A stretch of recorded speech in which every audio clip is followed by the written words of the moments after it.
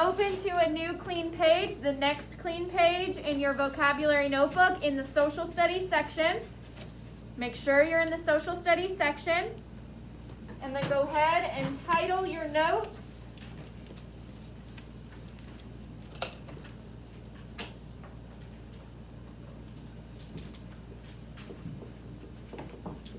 Chapter 2, Lesson 3. And then write today's date, October 14th, 2020, and then we're going to start with number 1. But then, once you're done with that, put your pencil down. Put your notebook under your textbook so it is not a distraction. And then open your textbook to page 58. When I see that everybody is on page 58 with their finger ready to follow along, we will begin.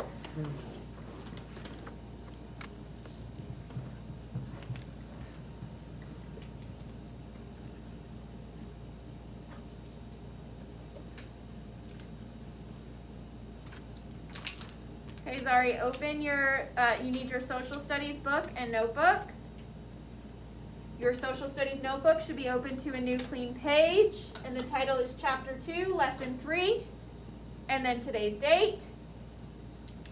And then you should be open to page 58 in your textbook.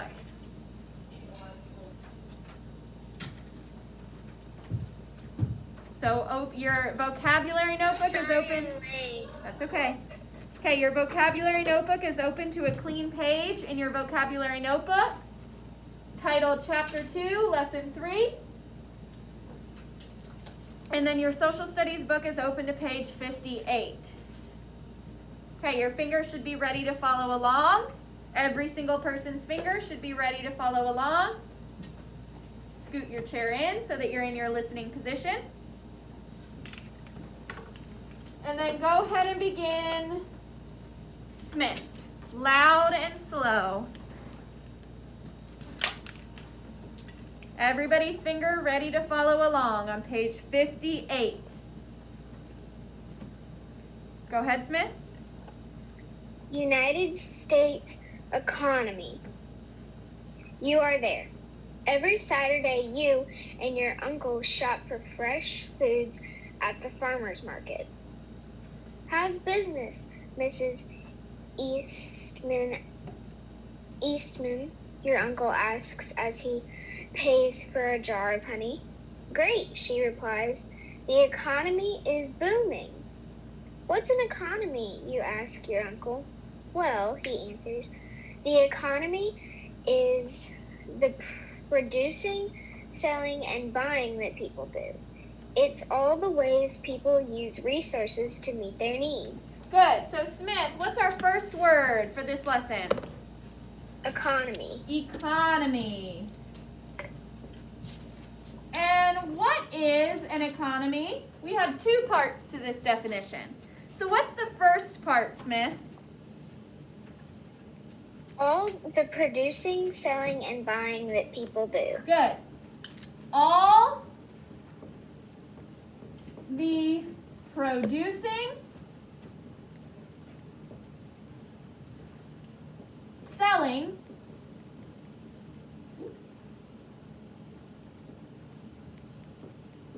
and buying people do. There's another part to this definition. Remember, this is a semicolon, not a J. What's the other part to this definition, Smith? It's all the ways people use resources to meet their needs. All the ways people use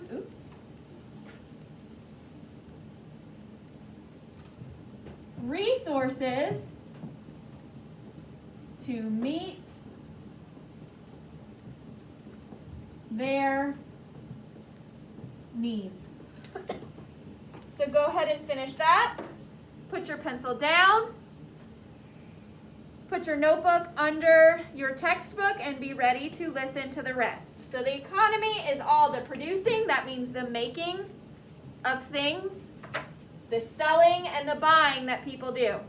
So the economy starts when somebody makes whatever it is that you need.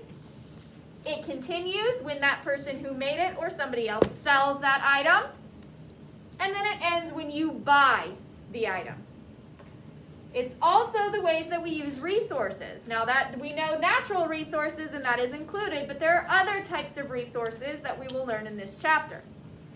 This lesson. Natural resources are the things that come from the earth. People don't make them. So that is included in the economy, but there's also some other types of resources that we will learn about in this lesson. So, thank you, Smith. Be ready to follow along on the next part. I'll know that you're ready when I see your finger.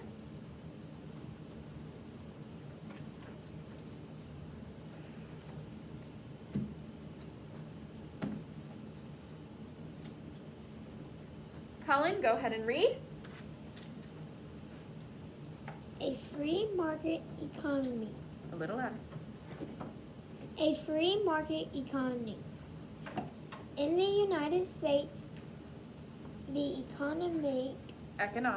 Economic activities of people have little government control.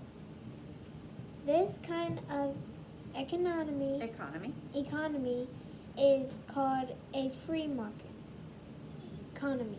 Good. So what's the next vocabulary word? Free market. Free market. And this time the definition comes before the word. So what is a free market economy? Or what is a free market? It's an economy where what happens?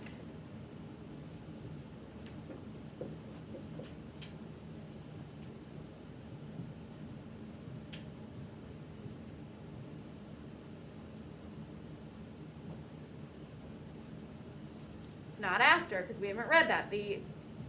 Look at what it says. What does it say? This kind of economy is called a free market. What kind of economy?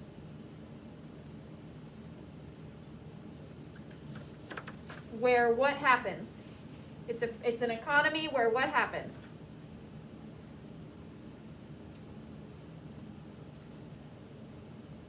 Carla, can you help her out? Activities of people have little government control. Okay, so it's an economy. Do you see that, Colin?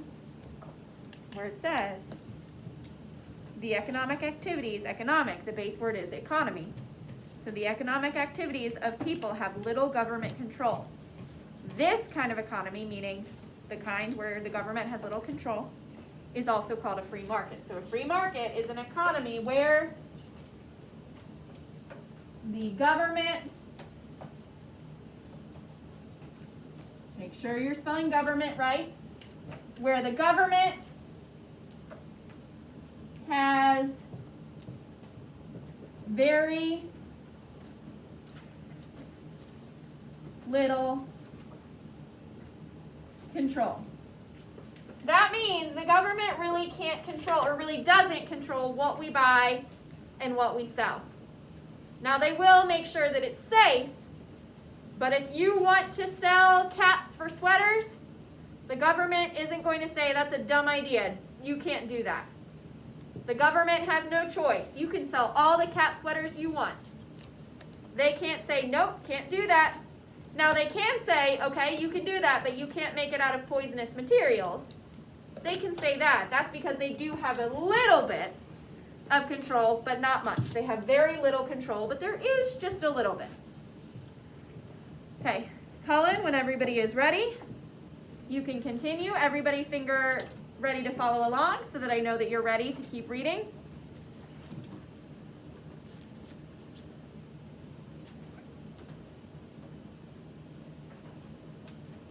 It is also called a free enterprise. economy. Here people can make, sell, and buy almost anything they want to.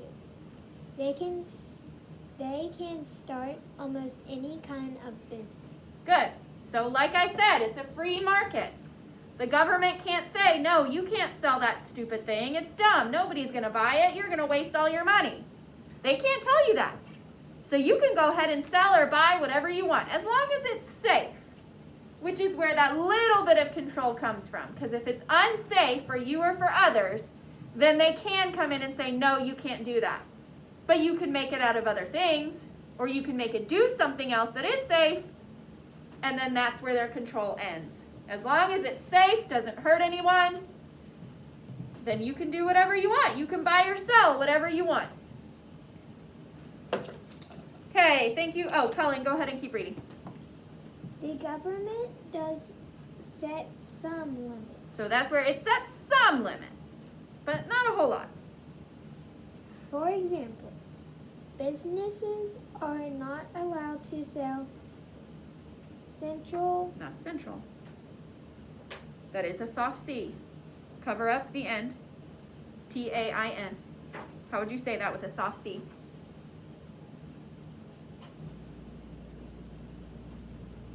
How would you say that? Pretend that's an S. Soft C sounds like S, so pretend that C is an S. How would you say that? sear. Not seer. There's only one E. 2 E's is what makes the long E sound. 1 E just makes the short E sound. So what's the short E sound?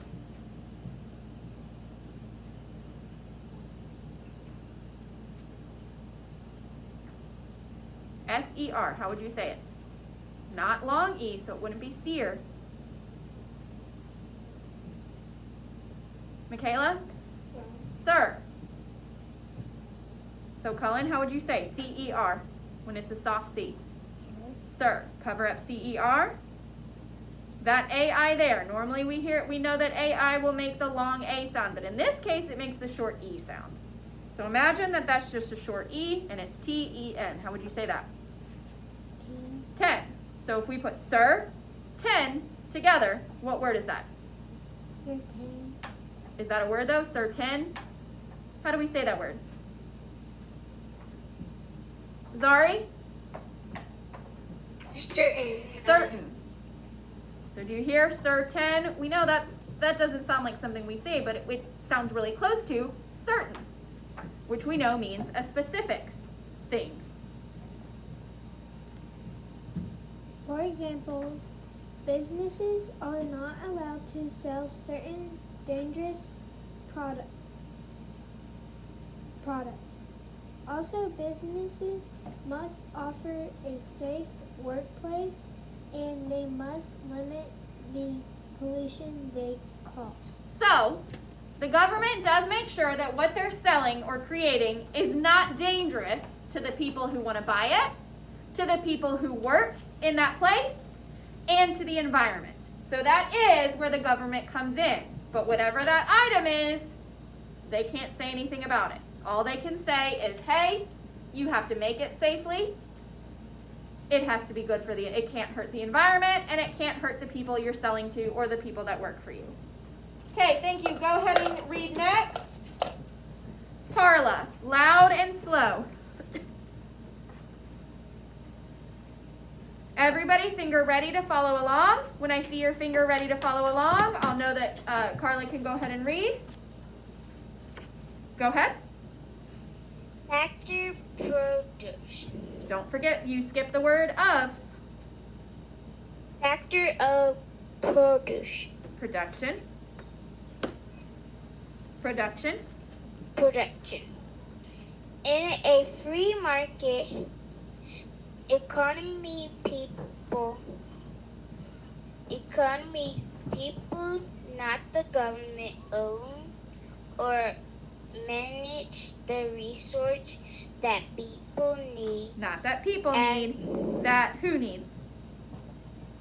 That business need. As you have learned, one kind of resource is natural resource. They include land, water, materials, Not materials. What does that say? include land, water, and materials. Minerals. It's not materials. There's no T. It's minerals. Minerals. Minerals and fuels. Another kind of resource is Capital. Capital resource, such as money, buildings, and equipment. Pause, because we're going to add a vocabulary word. Number 3 is the term capital resources. Capital resources. Carla, mute yourself, please, until it's time for you to read again. Capital resources. So we already know the factors of production are all the ways we use resources to meet our needs. So we already know what natural resources are. Natural resources are things made by nature. Well, now we also have capital resources, which include what, Carla? It includes money, buildings, and equipment. Money, buildings, and equipment. So those are capital resources. Money, and then all the things you need that you have to buy with money. If you want to start a business, well, you have to have money to start that business. You have to have money to buy the building where you either make your product or where your office is or where you sell it. And then, and then you need money to purchase the equipment needed in order to do or sell or whatever you, or make whatever you want. So capital resources includes money, buildings, and equipment. You can't have buildings and equipment without money, right? You have to have money to buy those things. Capital is another word for money. Yes? That's my dad's business. Yeah, so he needs capital resources. He needs money to run it. He needs money for a building, which he needs the building, and he needs the equipment to do what he does. So, capital resources are all the resources needed that have to do with money. Natural resources are the things that come from the land. Businesses need water. They need fuel to keep the building warm or to keep the electricity going. They need water. They need all kinds of things.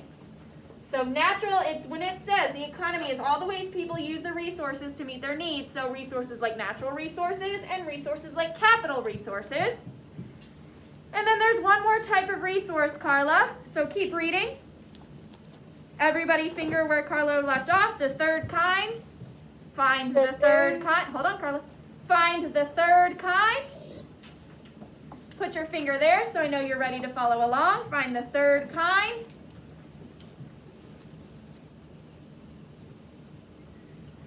Carla, go ahead.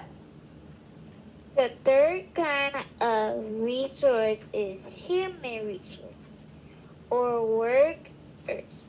Okay, pause. Our next vocab word is human resources. Which is the what, Carla? Human resources are the what? Human resources is workers. The workers. In order to have a business, you need people to run that business. You need people to make the equipment, to make the products, or to run the equipment that makes the products. You need people to make sure that the building stays clean and safe. So human resources are the workers. Natural resources are the things that we get from the land, that products are usually made out of. Capital resources are anything that requires money to have, well, including the money, buildings and equipment. Human resources are the people that do the job, the workers. Okay? When you're ready, go ahead and put your finger where Carla left off. These three kinds. These three kinds. Carla, when everybody's ready, I will tell you to keep going. Make sure your notebook's not covering your book. Carla, go ahead. These three kinds of resource are called the factor products. You're skipping words. Try that again, Carla. Produce. Nope, you're skipping words. You skipped a whole word. Sorry, we're not ready yet. You should still be reading along. These three kinds of Sorry, we're not ready yet. resources. We're still reading, Zari. These three kinds of resources are called the factors of production. Production. Good. Don't forget that word of. Okay, I'm going to go ahead and erase these. And we're going to start with number 5. Which is what word, Carla? Ouch. Or what term? Factor of production. Factors of production. Not production, production. And what are factors of production, Carla? Factors of production is the human, natural, and capital resource that a business need to produce good or service. Very good. Did you come up with that? No, I know everything in the title, and then I came up with that definition. Very good. That was really, really good. So Carla, because we don't really have a good definition right here, Carla put everything together that we had read into one definition, and it was really, really good. So, factors of production. I'm going to try to copy what you said as best I can. If I'm saying something incorrectly, Carla, you can correct me, because that was really good. But I don't know. Sometimes it's hard for us to remember what we just said. So, factors of production are, we'll say, the natural capital and human resources, a business needs. Did you say something after that, Carla? Do you remember? Oh, I can't hear you. Your microphone. You got to put it closer.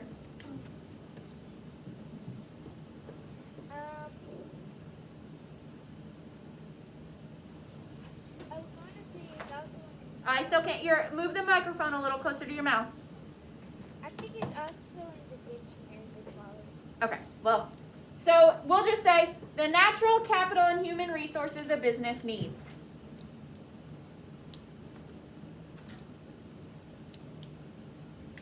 So, this is kind of a critical thinking because this answer isn't in the text. So you have to think, well, who would it be? The question is, in a free market economy, who makes most of the decisions about a business? So you have to think about it. Who is it? It doesn't say who makes the decisions. So you need to think, well, then who does make the decision? Victoria? The manager and the owner of the business. The business owner. Very good, because we know it's not who. Who do we know does not make the decisions about a business? Based on the fact that it's a free market economy. Zadie, who does not make the decisions? The government. The government. Very good. So that means somebody has to make the decisions. It's not going to be some random person who has nothing to do with it. It's probably not going to be the workers. It's going to be the owner of the business. Very good. Go ahead and turn the page. Thank you, Carla. Very nice job. Very good modeling of coming up with a definition on your own. And go ahead and read next. Kingston, loud and slow. Wait, let's make sure everybody's ready. We're on how business works. I should see your finger ready to follow along. When your finger is ready to follow along, I will let Kingston know that he may begin. Go ahead. How business works. A little louder. Think of all the businesses that you know about. Some businesses are like the company that made your shoes. Are large. No, they mean that probably because most of us have tennis shoes like Nikes or Adidas or Reebok or Asics or something. Or even the shoes you're wearing, especially the boys. Merrell's a really big company, and I think most of you girls are wearing Keds. Those are really big, massive companies. We've all heard of Keds. We've all heard of Merrell's. Everybody on the planet has heard of Keds. You're wearing them right now. You've heard of them. Everybody's heard of that. But keep going. Just keep going. Others like a neighborhood pet sitting business, maybe not. As different as businesses are, they all have a few basic things. Okay, you got a little quiet at the end. Okay. So yes, there are very large businesses like Nike and Keds and Merrell and all kinds of things. And then there are very small businesses like Gibson's Donuts or your dad's company, because it's just like it's a small local business. It's not massive. And then there are some that are in between. St. Jude's pretty big, but it's probably in between because it's not massive like Nike or any of those where there's factories and stuff all over the world. So it's like in the middle, but it's not tiny like Gibson's Donuts or Victoria's dad's business where they have like one building and they just have some workers, not a whole bunch. They have a lot of buildings. Oh, well, they have a lot of buildings? Like they have a big building, like a main big building, 3 buildings. Well, but it's all in one little area. So, yes, Ethan, quickly. Is UPS? Yes, UPS is a huge company. FedEx is a huge company. Wow. Okay, quickly, because we have to get through this. I never heard of Merrell's. That's what you're wearing. Those are the shoes you're wearing. So even if you haven't heard of it, you have without realizing it. Smith. St. Jude isn't kind of medium because it's getting global now. It is. It's kind of medium, but they still only have one main campus. Like there's only one hospital. But a lot of people do know about it, and there are people that do work for it that are all over the world. And there are people that come to it from all over the world. But it's still not a massive company like Nike or anything like that, where they have factories all over the world, and they have stores all over the world, and all that kind of thing. Okay, Carla, yes, quickly, then we have to move on. Oh, I can't hear you. I think, Carla, something might be wrong with your microphone. Are you plugged all the way in? Say something. Miss Molly, Okay, now I hear you. Yes. I was going to say that St. Patrick actually has one building and one at the back. Yes, but those are Yes. schools are usually kind of small. But like St. Patrick is part of the Diocese of Memphis, but also schools aren't businesses, so we're not really talking about those. We're only talking about businesses right now. Okay, Kingston, keep reading loud and slow. So yes, So yes, even though there are businesses that are all different sizes, they all have some things in common. That all businesses have in common, that all businesses must do, otherwise it is pointless for them to be a business. So everybody, finger ready to follow along. Zari, make sure you tilt your camera down so that I can see you and what you're working on. Zari, please, I can see your eyes blinking. Tilt your camera down so I can see you and what you're working on. Thank you. Okay. Kingston, go ahead. Making a profit. The goal of most businesses is to make a profit. Profit is the money that a business has left after it pays its bills. So what's our next word, Kingston? So, You said it right the first time. profit. Profit. Bless you. Profit, not profit. Profit. Bless you. And what is profit, Kingston? The money that a business makes, that a business has left after it pays all its bills. Good. The money a business has left after it pays all its bills. So businesses have to pay bills too.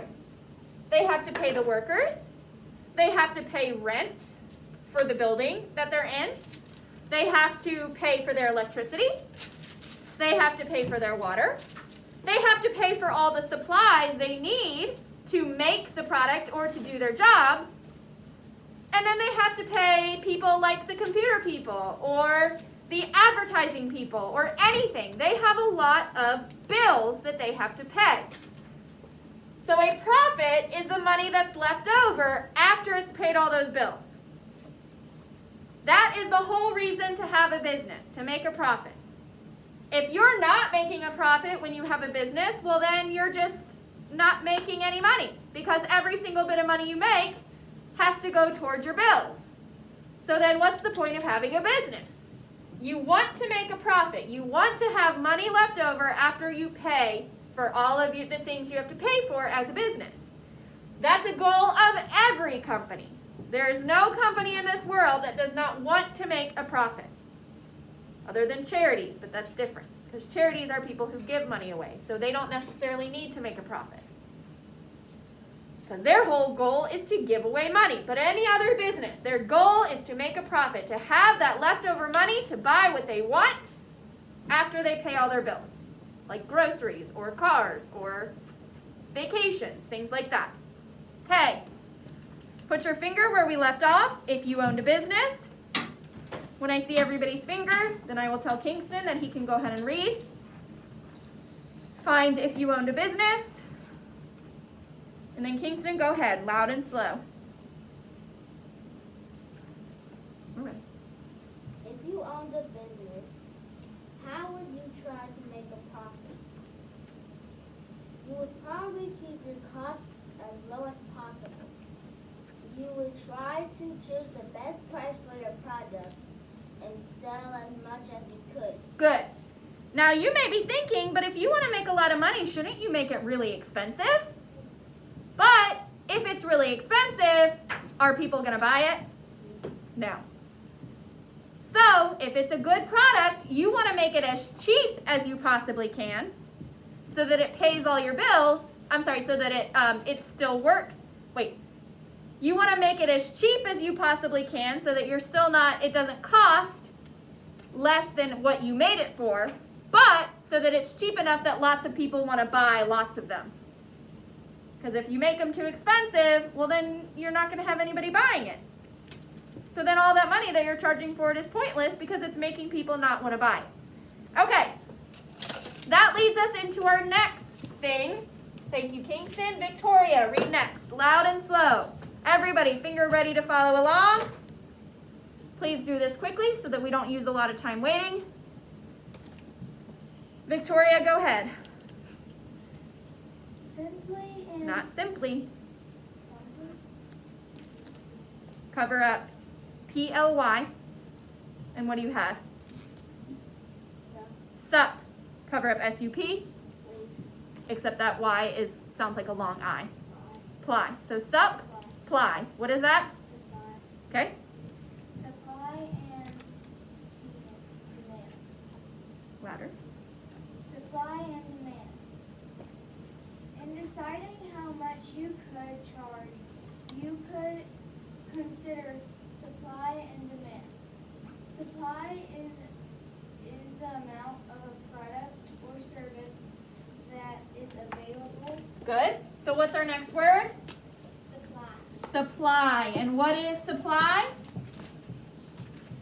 is the the amount of a product or service that is available. That means if you want to start a business, you want to see, okay, how much of this is already available? If I want to start a business selling cat sweaters, but I know that there are like 16 other cat sweater businesses in my town, is a cat sweater business a good idea? Why?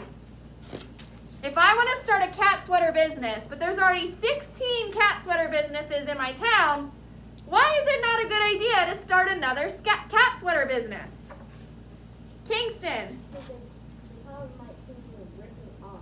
Okay, that's one thing I didn't even think of. They might think you're ripping them off, which could lead to them suing you, and then you have to pay money, but there's a bigger, that's true, but there's another reason I was thinking of. Aaron. Louder. Because if there was like a whole bunch of other businesses and you wanted to do that business, you probably shouldn't do that business because all the people are going to go to the other businesses and they might never come to yours. Good, because people already know the other businesses. They're going to go there. They're going to be like, why do we need a new cat sweater store? I can just go to this one right here. I don't need another one. I'm not going to go there. You don't want to start another business when there's a massive supply of it, because then who's going to come to yours? People are already going to all the other. But sometimes, like Starbucks, there's a lot of them, but if you start another one, people are still going to come to yours, because that brings us into our next thing. So Victoria, everybody, put your finger where Victoria left off, right after a service that is available.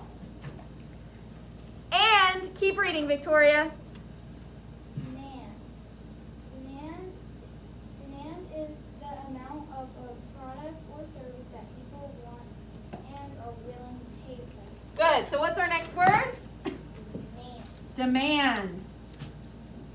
And what is demand, Victoria? It is the amount of a product or service that people want and are willing to pay for. The amount of a product or service people, what was it, people want? I can get that right here. People want and are willing to pay for. So sometimes there may be a huge supply already, like Starbucks. There's a Starbucks everywhere. But yet people still keep opening more, and the line is around the corner. That's because the demand, it's the same with Chick-fil-A, except there's not as many. But Starbucks are everywhere, and anytime you see any Starbucks, there's always a massive line of cars. That's because even though the supply is high, which means there's a lot of that product, that Starbucks coffee available, the demand is also really high. So people want a lot of Starbucks because they're going to be like, oh, that one's closer to my house. I'm going to stop going to that other one and start going to this closer one. Well, the other one already has enough business that it doesn't even care that it just lost that one customer because they've got 200 others. And now here are all these 200 people coming to this new Starbucks. So sometimes, even if there's a huge supply of something in an area, the demand is high enough that you can still open another business.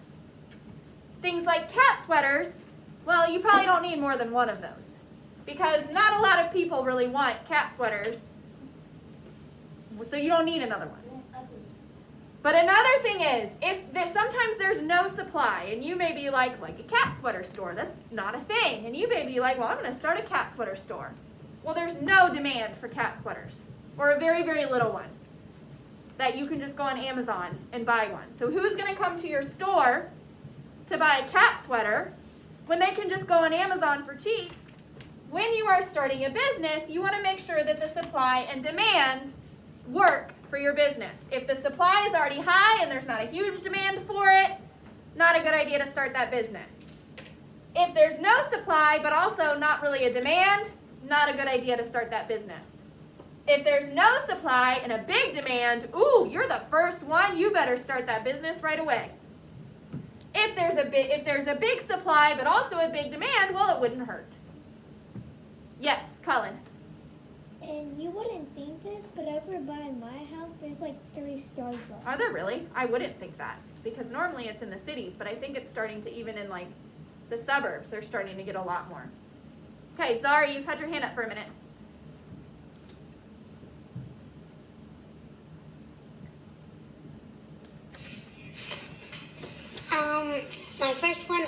My first question I got, but I have something to say. I'm making my own business and no one's ever heard of Well, it. good, and but so make is sure my there's brother. also a demand. Because even if nobody's ever heard of it, if there's no demand, it still might not do so well. Okay, Kingston, then Zadie, then we have to move on. Quickly, Kingston. I forgot to add something to the whole catch thing. Or they could probably think you're stealing from the other. That's true too. That's another reason why if there's a high supply, you may not want to start that business. Zadie? And with some stores, don't you have to have permits? Yes, and that's another thing, the government. That's because of the safety issues. Because it's usually like they have dangerous materials. But they have to sell it because some people do need it, but they have to have a permit to be able to sell it. So that's where the government does get a little involved, but that's because of usually safety. Usually safety is the only reason a government will get involved, is because it violates some kind of safety thing, makes somebody unsafe, whether it's the environment, people, the workers, whatever. Okay, Victoria, keep reading. This is an example of supply and demand. A better one than the cat sweaters, because there's no demand for cat sweaters. Imagine that you sell honey. Make sure you're following along with your finger. Imagine that you sell honey at a farmer's market. If you only have a little... Hold on, I just swallowed too much air. That's okay. You want to start over? Just if you only.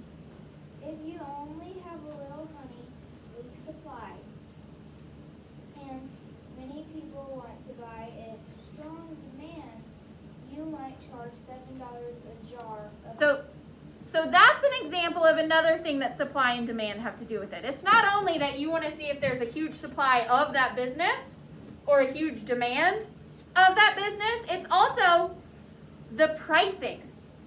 If you have an object that you don't have very many of, but a lot of people want, well, you can raise that price. You have an item like in this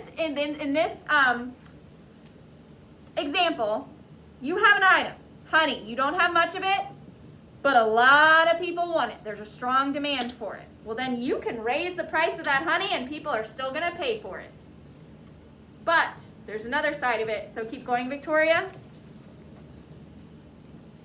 If many farmers are selling honey, strong supply, and few people want to buy it, weak demand, you might lower your price to $5. But then if you have an item that a lot of people are selling, or you have a lot of this item that you need to get rid of, but not many people want it, you're going to have to lower the price to get rid of it. So it really depends. Do you have a lot of it and not many people want it? Well, you're going to have to lower the price. If you only have a little bit, but a lot of people want it, then you can raise the price. Okay, what is the goal of most businesses? What is the goal of most businesses? Smith. To have a strong supply and a strong demand. Not necessarily. That's more beforehand. But there's a goal that, and I said this is a goal of every single business, whether they are large or small. Zadie? The goal of most businesses is to make a profit. The goal of most businesses is to make a profit, to have money left over After the business pays its bills. How'd you know that? Where was that answer? In the paragraph, making a profit, the first sentence. Very good. So sometimes these questions come word for word right there. Sometimes they don't. But usually you can tell by the wording of the question that, hey, that answer should be here somewhere, or I might have to think about it a little more. Okay, thank you, Victoria. Let's go ahead and keep reading. Me. So everybody finger ready on the next section. When I see everybody's finger ready, I will begin reading.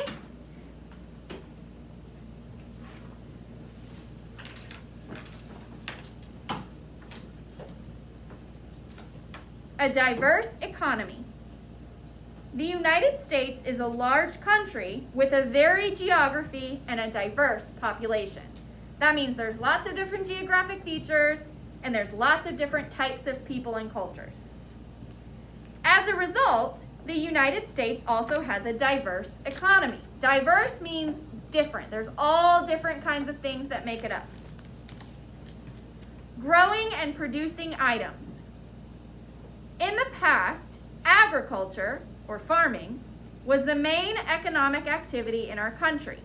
That means pretty much everybody farmed. There wasn't really much of anything other than farming way back in the beginnings of our country. That was the way people made their money, was by farming, agriculture. Today, agriculture is still important, but it is a smaller part of the economy. We still need farming, right? Because we still need fruit and vegetables, and most of our food comes from farms, whether it's ranches with animals or farms with crops. Most of our food comes from farms. But a lot of our other stuff that we have now does not come from farms. Finger ready to follow along? As cities grew, manufacturing became a larger part of the economy. Manufacturing is the making of products. So, our next word, I'm going to go ahead and erase 5 through 8.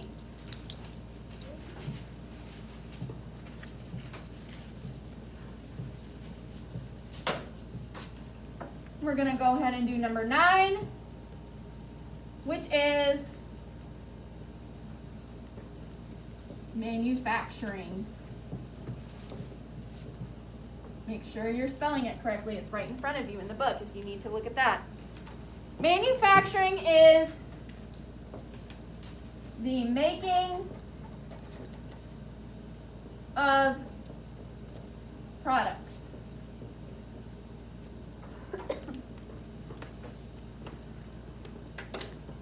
What do you see inside manufacturing that kind of reminds you of something to do with making products?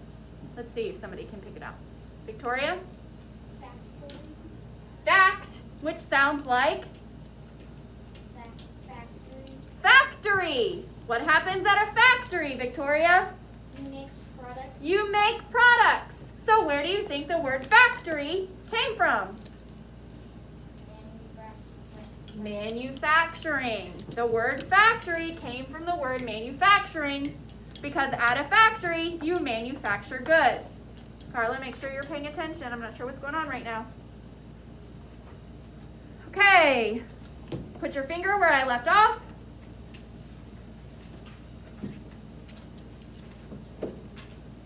When I see everybody's finger where I left off, I will continue and finish out this paragraph.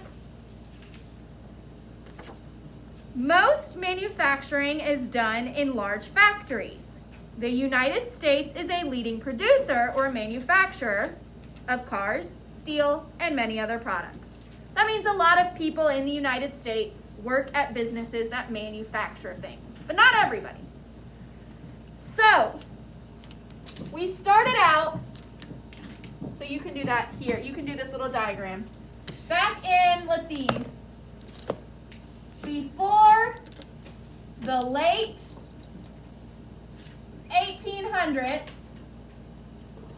the main economy was agriculture.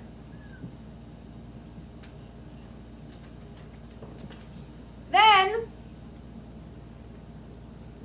from the late 1800s to the mid-1900s, the economy was mostly based on manufacturing. People still worked in agriculture, but a lot more started to work in manufacturing. Well, let's see, I'm going to have to put this down here, I think.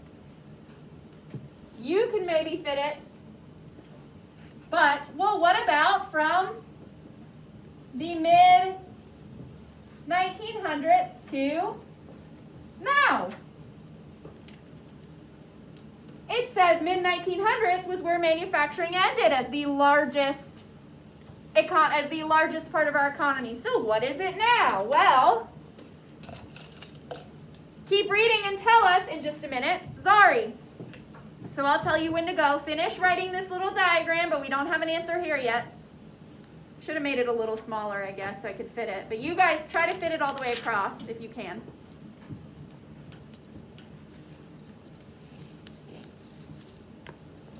Leave a little space here under mid-1900s to now. And then when I see your finger ready to follow along, I will tell Zari that she can go ahead and read.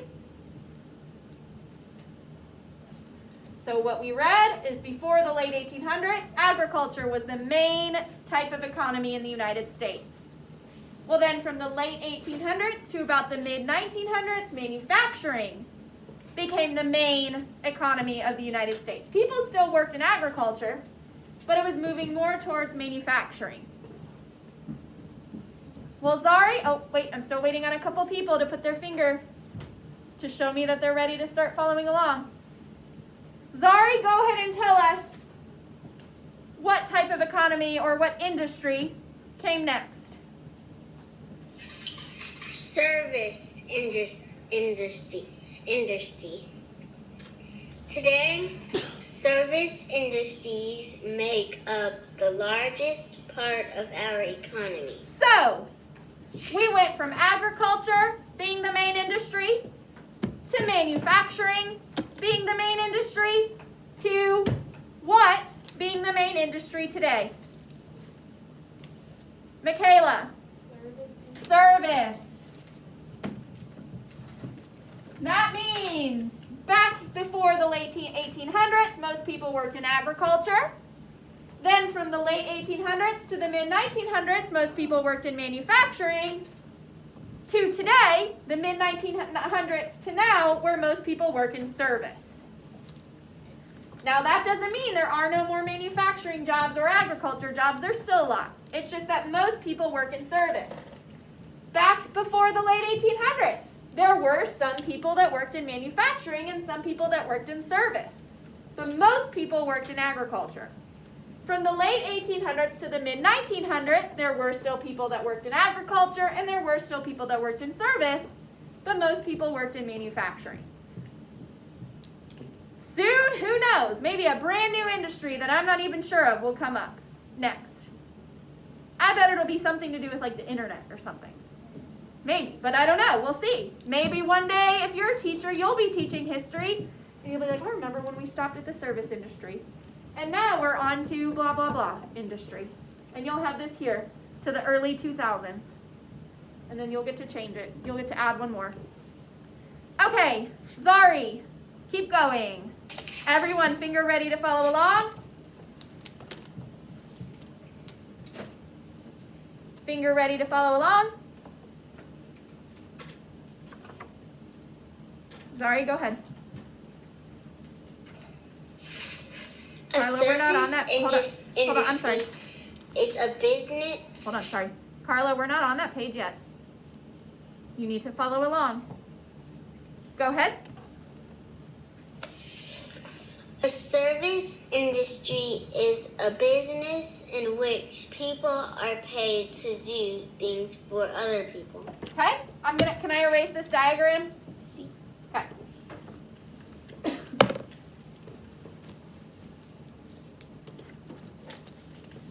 That's actually called a flow chart, but we haven't learned about those yet, so.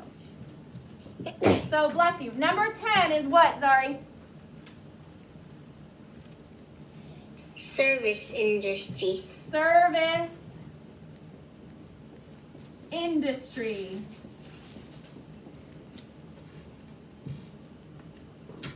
Carla, you should be writing this. Yes, Carla. Where's your notebook? My pencil got under the new dresser drawer. Okay, well, you should have other pencils nearby. That shouldn't be your only pencil.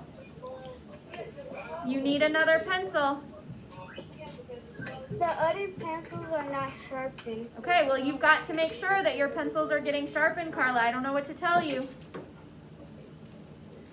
You've got to make sure that you have your supplies. That's one of our rules. Even if you're at home, you have to make sure that you have all your supplies. I don't know what to tell you. You may just have to come back and watch this video later. So listen for now, and you may just have to watch this video to write later. Okay? Go ahead and mute yourself, please. Okay, Zari, what is the service industry? Carla, please mute yourself. Carla, please mute yourself. Okay, sorry, go ahead. A business in which people are paid to do things for other people. Good. A business in which people are paid to do things for other people. So that means they're not making anything, they're not growing anything, they are being paid to do something for someone else. So when you're done writing that definition, go ahead and put your finger where Zari left off. And then Zari, when I see everybody's finger, I will let you know when you can keep reading. It's in your book. It's in your book.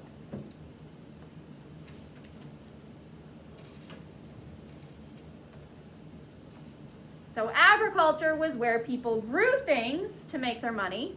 Manufacturing was where people made things to make money.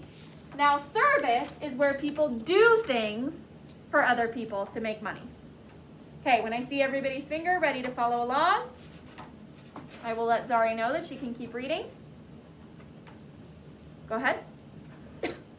Carla, are you ready to follow along? Go ahead. For an example, a service worker might repair a customer's car, or help someone open a bank account. So do you see? Neither of those jobs require making something or growing something. They both require doing something for someone else, helping them fix their car, opening a bank account. There are more than just that. People that work in restaurants, they are paid to serve other people. That's where service comes from. But also, people like teachers. I am paid to teach you. Do I make anything? Do I grow anything other than your minds? No, I do something for you. I teach you so that your parents don't have to. A doctor, do they grow anything? Do they make anything? No, they are paid to make you feel better. Or who else? A chimney cleaner. Victoria, yes. Are they making anything? Are they growing anything? No, they're paid to clean somebody's chimney. A vet or a vet tech. Do they make anything? Do they grow anything? No, they're paid to make your pet feel better. Any job where you don't make anything or grow anything, you do something for someone else, is part of the service industry. Zari, keep going. Everybody finger ready to follow along. Hopefully this happens quickly. Zari, go ahead. About 4 out of every 5 workers in the United States now have jobs in services industries. They include nurses, doctors, store clerks, lawyers, caregivers, and plumbers. Let's finish this section. Keep going. People who work for the government, such as public teachers, school teachers, and police officers, have service jobs too. So, all those jobs where you're not making anything, you're not growing anything, are all service jobs. Most of your parents probably have service jobs. Some of them may work in manufacturing or agriculture, but most of them probably work in service because 4 out of every 5 people have a job in service. So, what are the 3 main industries in the economy of the United States? Zari. Service industry, Keep going. manufacturing,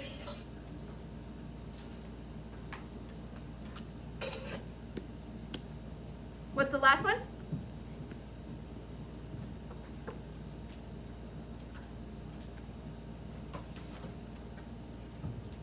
You turn your mic off.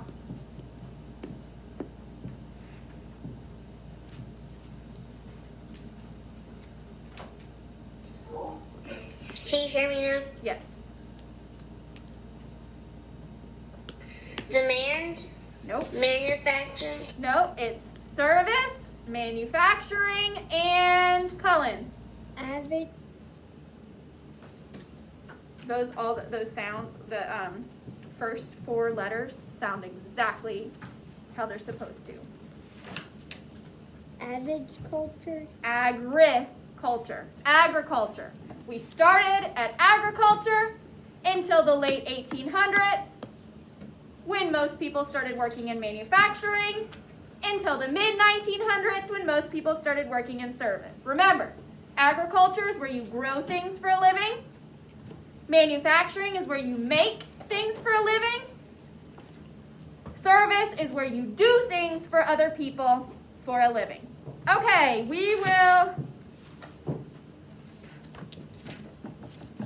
I think what we're going to do is tomorrow we're going to put off Wonder for one day because we have lots of days to get to it. It will also help me to make sure that I grade all the journals. Because just think, I have 10 people to grade 3 journals. That's 30 journals. And it'd be nice to have 2 days to grade them instead of 1. So tomorrow, instead of doing reading tomorrow afternoon, we'll finish social studies, which also means we may have a little extra time to work on our math test. So, we'll finish that tomorrow. Go ahead and close your books and your vocab, put them away. Yes, Kingston. Yes, being in the Army is being in a service industry because are you making anything or growing anything? What are you doing? You're protecting people. So you're doing that for other people. So yes, being a soldier or working in the military is another job that's in the service industry. Miss Holmes. Yes, quickly. Do we have social studies somewhere? No. Okay. Aaron, is your question about social studies or something else? Okay, what's your question? Because if it's good, I'll keep it on the video. If you work in FedEx, are you working in the service industry? It depends on which department. But probably, I think FedEx is mostly service. Because even then, you're not really making anything. And you're definitely not growing anything. So, but you're helping to ship packages for other people. So FedEx would probably be pretty much in the service industry. Okay. I don't need